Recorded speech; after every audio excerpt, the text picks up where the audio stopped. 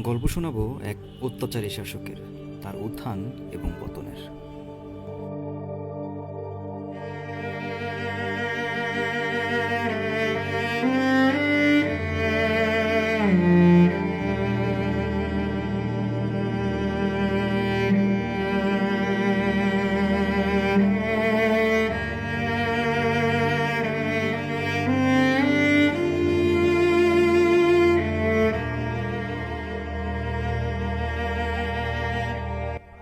জমিদার রামরতন ব্যানার্জি সর্বপ্রথম 1889 সালে প্রায় 60 বিঘা জমির উপরে এই জমিদার বাড়িটির বানানোর কাজ প্রথমে শুরু করেন।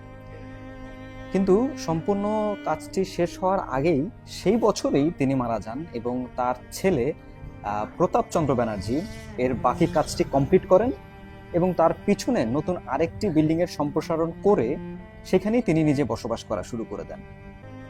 তারপরেই একটা সময়ে প্রতাপচন্দ্র ব্যানার্জির ছেলে জগদীশচন্দ্র ব্যানার্জি ওই এলাকার একজন বিরাট জমিদার হয়ে ওঠেন।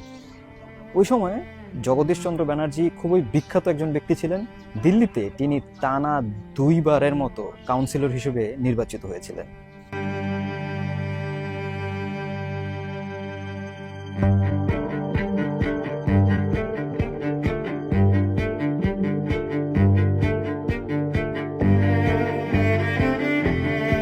প্রজাদের প্রার্থনার সুবিধার্থে তখন তিনি বিভিন্ন ধর্মীয় প্রতিষ্ঠান নির্মাণ করা ও অনেক রকমের পুকুর খননের কাজ করেছিলেন। সবকিছুই ভালোই চলছিল, কিন্তু এত কিছুর আড়ালেও তিনি ছিলেন একজন কঠোর অত্যাচারী। তার প্রজারা যদি সঠিক সময় মতো কেউ খাজনা না দিতে পারত, তাহলে তাদেরকে কখনো ডেকে মাথা ন্যাড়া করে দিতেন, কখনো প্রচুর মারধর করতেন, আবার এমনকি প্রজাদের ঘরবাড়িতেও আগুন জ্বালিয়ে দিতেন। এক পর্যায়ে এই অত্যাচারের মাত্রা বাড়তেই থাকে এবং শুরু হয়ে যায় ক্ষমতার অপব্যবহার। প্রায় 150 বছরের পুরনো জমিদার বাড়ির অবস্থা বর্তমানে কিরকম হতে পারে আসুন দেখে নিই।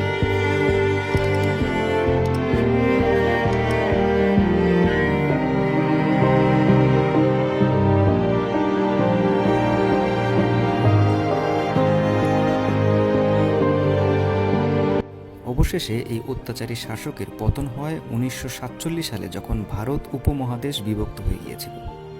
তখন জগদীশচন্দ্র ব্যানার্জি তার পরিবার নিয়ে কলকাতায় পাড়ি জমান এবং তার জমিদার বাড়িটি পরিত্যক্ত অবস্থায় পড়ে থাকে। তারপর 1948 সালে তৎকালীন সরকার এটাকে হাসপাতালে রূপান্তরিত করেন।